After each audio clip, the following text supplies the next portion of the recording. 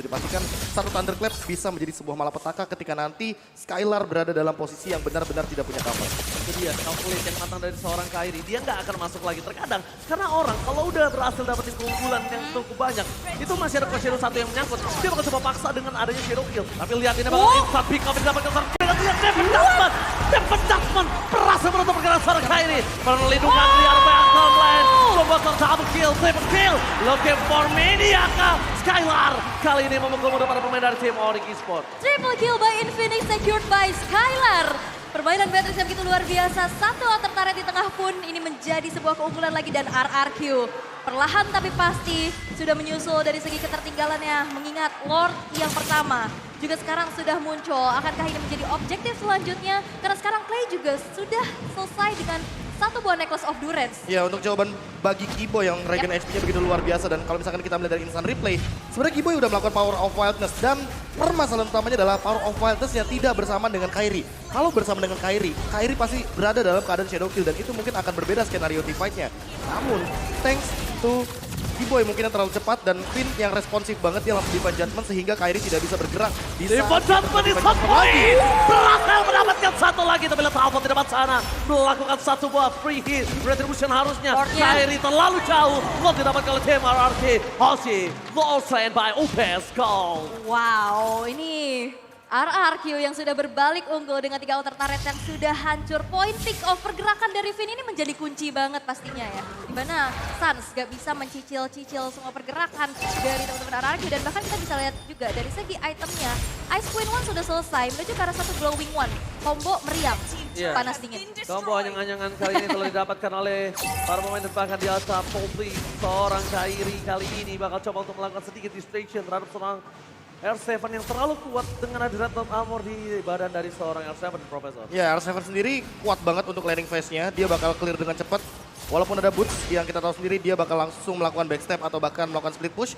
Tapi di posisi seperti ini sepertinya Onyx harus melakukan defense terlebih dahulu. Karena RRQ sangat power sekali dengan pick off-nya. Lihat Skylar belum bisa dibendung. Mundur ke arah belakang dikejar seorang Kairi di arah seorang Clay. Flicker pun digunakan, Finn tertinggal. Dipenjaskan for defensive. Tapi output harus ditumbangkan dengan satu orang Kairi. Pertukaran yang tidak cukup adil. Tapi dengan remote manipulation mampu mendapatkan seorang putri di sana. Para pemain dari seorang Onyx Esports kehilangan Kairi dan juga mereka kehilangan boots-nya. Pergerakan from Skylar kali ini benar-benar tidak bisa dibendung kembali. Renner apati masih menjadi kekuatan dari Skylar. Bahkan Kiboy-nya di sini gak bisa lagi untuk bertahan. Godlike diamankan oleh Skylar. 3 player dari Onyx hilang. Begitupun dengan ada jungle yang dimiliki. Invasi terus-menerus. Dan sekarang RRQ mendapatkan snowballingnya. Ya, ini dia Renner Apathy yang sangat responsif sekali Meresahkan. daripada Skylar. Dan dia sudah sadar betul bahwa Clay berada dalam ancaman. Walaupun di depan sana ada Finn. Dan juga ada, ya balik lagi ada Albert yang tadi ditumbangkan. R7 sendirian pun tidak akan bisa membendung serangan dari Boots. Karena mau bagaimanapun ada efek immune ketika dia menggunakan satu buah knockout strike-nya. Dan di satu sisi lainnya, Kairi ini harus lebih berhati-hati dengan Coach Shadow-nya. Karena barusan Skylar menggunakan flicker seberani itu ketika sudah tidak ada Shadow Kill. Dan yang ada, Kairi tidak akan bisa survive walaupun dia pakai high and dry. Dan ini dia, lane jauhnya R7, dia nggak bakal kalah untuk match up lawan Masha. Karena mau bagaimanapun urusan clear wave, Masha juga sebenarnya cukup lama. Dan memang tugas Masha di sini adalah untuk menekan kepada Skylar-nya. Namun dengan winning condition 8 point kill dari Skylar ini makin sulit sekali untuk mendekati tubuh dari sosok Beatrix. Dan untuk sekarang flicker pun sudah digunakan, jadi kayaknya bakal reset aja. Walaupun ada advantage gold sebesar 3.000. Dan buat sekarang pun win of nature. Ini Skylar makin susah untuk ditangkap sepertinya. Untungnya pertukaran dari Flicker itu ditukar oleh Flickernya cewek juga. Jadi sama-sama tidak ada yang dirugikan. Walaupun dalam pikiran saya, cewek tetap yang dirugikan kali ini Profesor KB. Iya, karena mau bagaimanapun lagi lose condition. Lagi lost condition, betul Dan sekali. benar-benar butuh banget untuk satu buah escape skill. Atau bahkan escape mechanism dengan beberapa battle spell yang tersisa.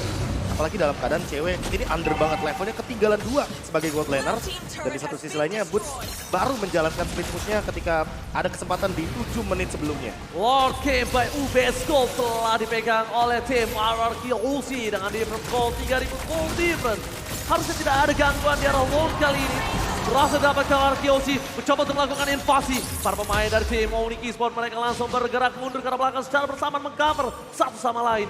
Melihat pergerakan dari tim Onyx, setidaknya mereka mencoba untuk mendorong di arah top lane oleh Bootsnya tadi. Karena kalau tidak, dengan Lord yang menuju ke arah top lane, ini nggak bisa dibendung dan akan tidak tertahan. Dolongan 3 wave akan jalan secara bersamaan, Al. Yap, Trilane push bakal dilakukan oleh RRQ pasti, tapi kali ini Diva Judgment udah terkonek. Keyboy masih terlalu tebal untuk bisa ditumbangkan dan bahkan Kairi hanya muncul dengan Phantom Shuriken mencicil aja agar pergerakan dari RRQ nggak terlalu bisa mengengage seorang Keyboy. Bentar, ini apakah jadi Lord Giveaway? Karena Vin-nya mundur.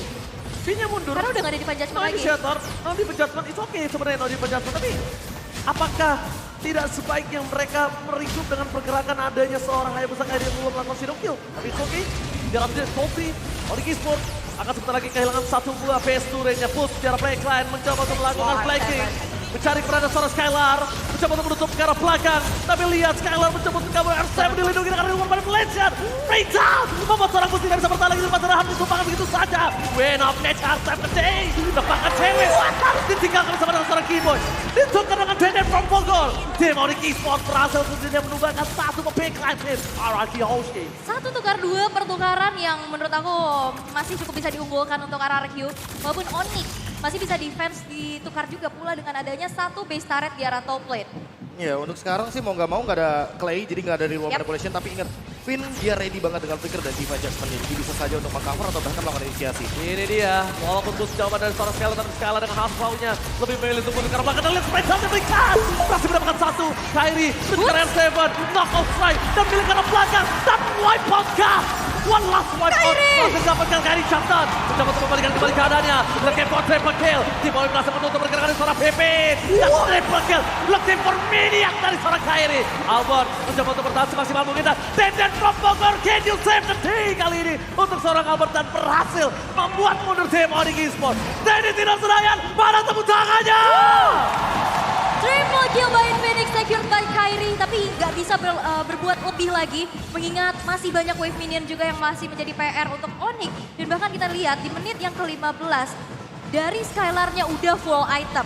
Udah jadi satu win of nature plus Haskell Haskell. juga udah diselesaikan, jadi mau tidak mau Boots harus lebih berhati-hati ketika melakukan engage kepada satu sosok marksman dari RRQ Hoshi. Di satu sisi lainnya, cewek benar-benar full item magic damage, jadi dia nggak bikin Winter Truncheon, dan ini bisa menjadi sebuah celah bagi RRQ Hoshi ketika ingin melakukan sebuah Divine Judgment. Di satu sisi lainnya, cewek harus muncul terakhir. Muncul setelah Divine Judgment mungkin digunakan oleh Finn karena kita tahu sendiri dengan Divine Judgment. Ini pick off sangat instan. Dan damage dari Skylar itu bisa dimaksimalkan kapanpun ketika Skylar berada dalam posisi yang free. Walaupun sekarang Kairi udah punya endless battle, tapi belum menjadi jawaban karena memang target operasinya ini Skylar. Bahkan sudah selesai dengan Demon Hunter Sword, jadi ada 3 item lifesteal yang begitu powerful dari Skylar. Entah apa yang diganti, apakah Haskell-nya atau item lainnya, tapi untuk sekarang Boots kayaknya benar-benar berada dalam posisi dia ingin memainkan macro play-nya. Dia mau mainin lane jauhnya agar tidak kalah untuk segi objektif walaupun nanti Lord akan diamankan oleh RRQ Hoshi. Dan bahkan ini selalu menjadi jawaban dengan adanya Skylar di belakang. Problemnya adalah satu. Pertanyaannya adalah siapa yang berani men-trigger masuk ke arah backline Skylar. Ini Boots. Boots kayaknya bakal langsung. Memang Boots. Kelihatan, Tapi ini kelihatan. Boots itu cuma menjadi korban. Kalau dia tidak di-trigger win of nature-nya, dan itu jawabannya aku bilang. Diva Siapa Judgment. yang berani sekarang? Dia cuma untuk bisa trigger ke arah belakang dalam suara konsil. Kalau Boots langsung nggak bisa. Harus ada yang nge-trigger win of nature-nya. Dan para pemain dari tim Onyx Esports melakukan Diva Jaratar. Tolong Kairi. udah berubah jadi Lord. Flicker digunakan. Aku mau mendapatkan. S7 mencoba untuk bertahan. Terpakai Flicker. Membuat S7 bertahan di depan sana bersama dengan seorang saja akan dihilangkan. Spray down from Skylar. Yes, sir. Berhasil menutup seorang Sun. Tapi Keyboy, surprise! Happy birthday, Skylar. Kali ini nggak bisa bertahan. Dan bakal coba di-shutdown kan. Ternyata tidak. Ternyata itu adalah baiting yang membuat Keyboy di-take down. What a baiting dari seorang Skylar. Yes, dan mungkin itu adalah space juga yang harus di-create ya. Tapi ternyata Onyx gak menyentuh ke arah Lord yang sudah muncul. Kairi masih muncul juga dengan ada satu zaman force dari cewek. Dan bahkan R7 gak bisa lagi untuk bertahan. David ke dalam satu turret dan Clay pun double kill by Infinix. Dan tapi ada satu pembalasan dari Skylar sehingga trading menjadi 2 untuk 3. Ya ini di untouchable Skylar sepertinya tidak tersentuh sama sekali, bahkan sekalipun ada Masya di depannya. Dan buat sekarang Kairi benar-benar harus berpikir jernih karena 2 melawan 3 Boots dalam posisi yang benar-benar berbahaya. Win of Nature di pop up dan Oh my god! diamankan oleh Albert. Dia amankan Cora Albert dan hampir terbuat ball. Chapter didapatkan. Mereka coba fokus menuju ke arah mid lane-nya. Turing dari tim Auric Esports. Ini masih bisa diselamatkan atau tidak karena mereka masih memiliki Sans. Tapi ini bukan hal yang berbahaya untuk tim RRQ. Mereka tinggal sabar, mereka tinggal tunggu tenang. Dan jawaban dari Boot sekarang udah siap untuk menuju ke arah seorang Skylar. Cuma problemnya satu, tadi aku pertanyaannya, siapa yang men-trigger Win of Nature? Selama masih ada Win of Nature, Skylar tidak bisa ditangkap oleh seorang Bootes. Itu udah pasti. Iya. Benar-benar gak kesentuh sama Gak sekali. bisa. Apalagi buat sekarang ada Immortality makin sulit untuk mendapatkan satu sosok Skylar di depan.